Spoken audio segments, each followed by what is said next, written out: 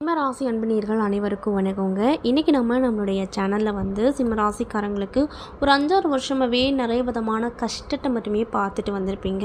இந்த குரு பயிற்சிக்கு மேலே இந்த காலகட்டம், அதாவது அடுத்தடுத்த காலகட்டங்களில் உங்களுக்கு எப்படி இருக்க போகுது, என்ன மாதிரியான பலனை பார்க்க போகிறீங்க, என்னென்ன விஷயத்தில் ரொம்ப ஜாக்கிரதையாக இருக்கணும், அது மட்டும் இல்லாமல் உங்களுடைய குணாதிசயங்கள் எப்படிப்பட்டவை அப்படிங்கிறத பற்றி தான் நான் இந்த பதிவில் உங்கள்கிட்ட சொல்ல போகிறேன். இந்த பதிவில் சொல்லக்கூடிய எல்லா விஷயமும் கண்டிப்பாக சிம்மராசிக்காரங்களுக்கு ரொம்ப பயன் தரக்கூடிய விஷயமாக தான் இருக்க போகுது. ஸோ வீடியோவை ஸ்கிப் பண்ணாமல் தொடர்ச்சியாக பாருங்கள். அது மட்டும் இல்லாமல் உங்கள் ராசி அதிபதி அப்படின்னு சொல்லக்கூடிய சூரிய பகவானுடைய அருள் உங்களுக்கு கிடைக்கணும் அப்படின்னு நீங்கள் ஆசைப்பட்டால் அந்த வீடியோக்கு ஒரு லைக் பண்ணிவிட்டு நம்மளுடைய கமெண்ட் பாக்ஸில் சூரிய பகவானுக்கு போற்றி அப்படின்னு சொல்லி மறக்காமல் பதிவிடுங்க. மேலும் இதே மாதிரியான ஆன்மீகம் சார்ந்த வீடியோக்களெல்லாம் நீங்கள் பார்த்து தெரிஞ்சுக்கணுன்னா நம்மளுடைய சேனலை மறக்காமல் சப்ஸ்கிரைப் பண்ணிவிட்டு கீழே இருக்கும் பெல் ஐக்கானையும் மறக்காமல் கிளிக் பண்ணுங்கள். அப்போ தான் நம்மளுடைய சேனலில் போடுற எல்லா வீடியோவும் நோட்டிஃபிகேஷனை உங்கள்கிட்ட உடனுக்குடனே வரும். ஸோ இப்போ வாங்க நம்ம வீடியோக்குள்ளே போகலாம். 12 ராசிகள்லேயும் ஒவ்வொரு ராசிக்கும் வெவ்வேறு விதமான குணம் இருக்கும். அந்த வகையில் ராசி சக்கரத்தில் 5வது ராசியாக இருக்கக்கூடிய ராசி தான் இந்த சிம்மராசி. சிம்மராசியுடைய குணங்கள் ஃபஸ்ட்டு என்னங்கிறத பார்க்கலாம். சிம்மராசிக்காரங்க ஆளுமை திறன், தலைமை பண்பு மிக்க ராசியாக சொல்லப்படுது. சிம்மராசியின் அதிபதி யாருன்னு கேட்டிங்கன்னா சூரியன் தாங்க. அது மட்டும் இல்லாமல் இவங்க அதிபதி சூரிய பகவான் அப்படிங்கிறதுனால இவங்களுக்கு நார்மலாகவே என்னால் எல்லாமே பண்ண முடியும் அப்படிங்கிற தன்னம்பிக்கையும் கௌரவமும் இயல்பாகவே இவங்ககிட்ட அதிகமாக இருக்கும் அப்படின்னு சொல்கிறாங்க. தன்னை எப்போவுமே கீழே வச்சு எடை போடவே மாட்டாங்க. ஒசத்தில் வச்சு தான் இவங்க எப்பயுமே எடை போடுவாங்க. சூரியனை சுற்றியே எல்லா கிரகமும் வருவது போலவே இவங்களை சுற்றி எப்பொழுதுமே 10 நண்பர்கள் இருந்து கொண்டே தான் இருப்பாங்க. கூட்டத்தில் முதன்மையாக இருக்கணும் அப்படின்னு ரொம்ப ஆசைப்படுவாங்க. அதே போல் எல்லா கூட்டத்துலேயும் முதன்மை இடத்துல தான் இந்த சிம்ம ராசிக்காரங்க இருப்பாங்க. இதனாலேயே இவங்களுக்கு ஆளுமை தன்மை அதிகம் அப்படின்னு சொல்கிறாங்க. சிம்ம ராசி அப்படிங்கிறது ஒரு ஸ்திர ராசி அப்படிங்கிறதுனால வலிமையும் அதிகாரமும் மிக்க பதவிகளில் கண்டிப்பாக அவங்க மோஸ்ட்லி காணப்படுவாங்க. தந்தையின் தொழிலை தொடர்ந்து செய்யும் பாக்கியம் பெற்றவர்களாகவும் இவங்க சொல்லப்படுது. பவர் என்றால் மின்சாரம், அதிகாரம் என்ன 2 விதம் உண்டு. பொதுவாகவே இவங்களுக்கு அரசு பணி எளிதில் கிடைக்கும் அப்படின்னு சொல்லப்படுதுங்க. அது மட்டும் இல்லாமல் சிம்ம ராசிக்காரங்களின் ஜாதக வலுவுக்கேற்ப அவர்களின் பணி இடங்களும் இருக்கும் அப்படின்னு சொல்லப்படுது. அது மட்டும் இல்லாமல் இவங்க பணிபுரியும் இடத்துல 4 பேர் வேலை பார்க்கும் இடமாக இருந்தாலுமே 40 பேர் வேலை பார்க்கும் இடம் இருந்தாலுமே அங்கு தலைமை பதவியில் தனித்து தான் இருப்பாங்க. எதையும் அதிகாரமிக்க தோணியில் தான் கேட்பாங்களாம். வாக்கு சுத்தமும் நேர்மையும் உள்ளவர்களாக இவங்க எப்பொழுதுமே இருப்பாங்க. தன்னை நம்பி எத்தனை பேர் வந்தாலுமே அவங்களுக்கு எல்லாத்தையுமே செய்வாங்க. அதற்காக இவங்க எந்த துன்பத்தையும் ஏற்பாங்க அப்படின்னு சொல்லப்படுது. அந்த அளவுக்கு ரொம்ப நல்லவங்க தான் இந்த சிம்மராசிக்காரங்க.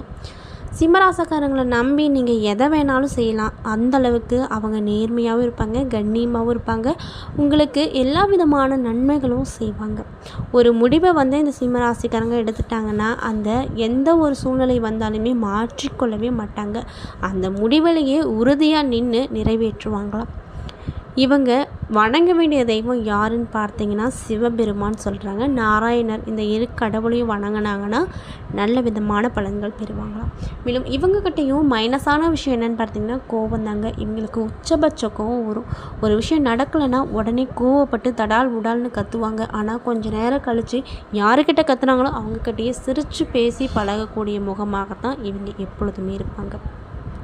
இவங்களுக்கு மற்றவங்களை ஏமாற்றக்கூடிய பவர் கிடையாது. ஆனால் மற்றவங்கக்கிட்ட ஈஸியாக ஏமாந்துருவாங்க. இதனாலேயே ஒரு 5-6 வருஷமாக இவங்க வாழ்க்கையில் ஒரே பிரச்சனையை மட்டுமே பார்த்துருப்பாங்க. முக்கியமாக இவங்களுக்கு என்ன பிரச்சனை வந்திருக்குன்னு பார்த்தீங்கன்னா உடல் சார்ந்த விஷயம், அதாவது ஆரோக்கியம் சார்ந்த விஷயத்தில் மருத்துவ செலவு அப்படிங்கிறது ரொம்ப அதிகமாக இருக்கும்.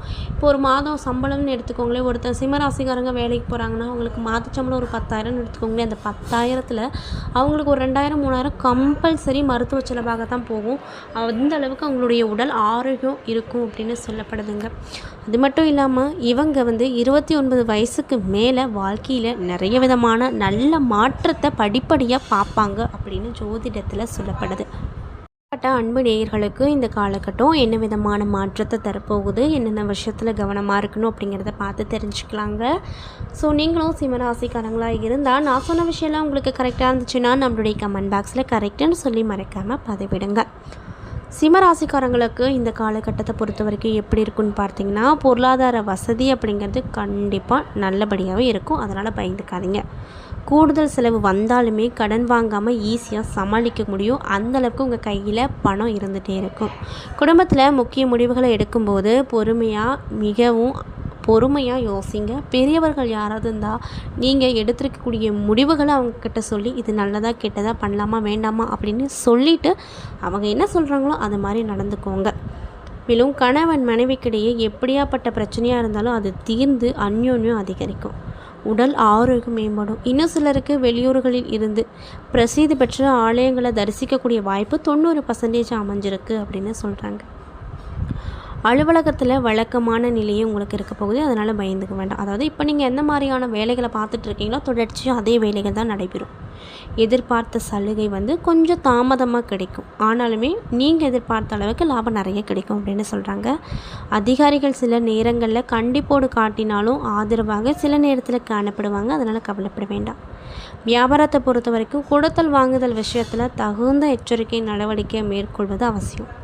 மற்றபடி வியாபாரம் வழக்கம் போல தான் இருக்கும். குடும்பத்தை நிர்வகிக்கக்கூடிய சிம்மராசி பெண்களுக்கு மகிழ்ச்சியும் நிம்மதியும் தரக்கூடிய காலகட்டமாக இருக்க போகுது. வேலைக்கு செல்லும் பெண்களுக்கு அலுவலகத்தில் எதிர்பாராத சலுகை கிடைக்குங்க. அதே போல் உங்களுக்கு அதிர்ஷ்டம் தரக்கூடிய நாட்கள் 1-5, அதிர்ஷ்டம் தரக்கூடிய எண்கள் 1-4. வழிபட வேண்டிய பகவான் யாருன்னு பார்த்தீங்கன்னா வேறு யாரும் இல்லை, உங்கள் ராசி அதிபதி அப்படின்னு சொல்லக்கூடிய அந்த சூரிய பகவானை ஞாயிற்றுக்கிழமை தோறும் வணங்கி வேண்டி வாங்க. கண்டிப்பாக உங்களுக்கு இருக்கக்கூடிய பிரச்சனைகள் எல்லாமே சால்வ் ஆயிடும். சிம்ம ராசியில் என்னென்ன நட்சத்திரம் இருக்குது அப்படின்றத பார்க்கலாங்க. சிம்ம ராசியில் மகம், பூரம், உத்திரம், 1ஆம் பாதம் என 3 நட்சத்திரம் இருக்குது. கிரகநிலையை ஆராய்ந்து பார்க்கும்போது உங்கள் ராசியில் கேது பகவான் அமர்ந்திருக்கார். களத்திரஸ்தானத்தில் ராகு பகவான் இருக்கார். அஷ்டமஸ்தானத்தில் சனி பகவான் இருக்கார். பாக்கியஸ்தானத்தில் செவ்வாய் பகவான் இருக்கார். தொழில் ஸ்தானத்தில் சூரிய பகவான் இருக்கார். லாபஸ்தானத்தில் புதன் சுக்கிரன் சேர்க்கையாக இருக்காங்க, அதாவது கூட்டணியாக இருக்காங்க. விரயஸ்தானத்தில் குரு பகவான் இருக்காங்க. இந்த கிரகங்களுடைய மாற்றத்தால் அடுத்தடுத்த பலன்கள் உங்களுக்கு எப்படி இருக்குன்னு பார்த்தீங்கன்னா எல்லா காரியத்திலுமே சாதகமான பலன் கிடைக்கும். அடப்போப்பா இது நடக்கவே நடக்காது அப்படின்னு 100% நீங்கள் நினைக்கக்கூடிய விஷயங்கள் எல்லாமே சாதகமான நிலையில் முடியும் அப்படின்னு சொல்கிறாங்க. எல்லாத்துலேயுமே லாபம் வரும். கடன், நோய் எல்லாமே தீரப்போகுது. திருமண தொடர்பான விஷயத்தில் நீங்கள் ஏதாவது பண்ணிகிட்ருக்கீங்கன்னா அதில் நல்லபடியான விஷயங்கள் நடக்கும். நன்மை தீமை அப்படிங்கிறத பற்றி கவலையே இல்லாமல் தலை நிமிர்ந்து நடப்பீங்க. அந்தளவுக்கு உங்களுக்கு ஆற்றல் கிடைக்கும். சில நேரத்தில் விபரீதமான எண்ணம் தோன்றும். தொழில் வியாபார தொடர்பான விஷயங்களில் சாதகமான பலனை நீங்கள் இந்த காலகட்டத்தில் பெறுவீங்க. கூட்டு தொழிலில் இருக்கக்கூடியவங்க அதாவது ஃப்ரெண்ட்ஸோ இல்லை சொந்தக்காரங்க வகையில் நீங்கள் ஏதாவது கூட்டு தொழில் பண்ணிட்டு இருக்கிறீங்கன்னா அதில் கொஞ்சம் கவனமாக இருங்க. கவனம்னா எந்த விதத்தில் கவனம் அப்படின்னு பார்த்தீங்கன்னா பணம் சார்ந்த விஷயத்தில் கவனமாக இருந்துக்கோங்க. உத்தியோகத்தில் இருக்கக்கூடிய சிம்மராசிக்காரங்களுக்கு இந்த காலகட்டம் மிகவும் கவனமோடு செயல்படுவது நல்லது. குடும்ப உறுப்பினர்களால் வீண் அலைச்சல் வரும். பெண்களுக்கு நட்பு வட்டாரத்தில் நிதானமாக பேசி பழகுவது நல்லது. கலைத்துறையில் இருக்கவங்களுக்கு இந்த காலகட்டம் எப்படி இருக்குன்னு பார்த்தீங்கன்னா நீங்கள் செய்யக்கூடிய காரியம் வெற்றிக்கு தேவையான உதவிகள் எல்லாமே கிடைக்கும்.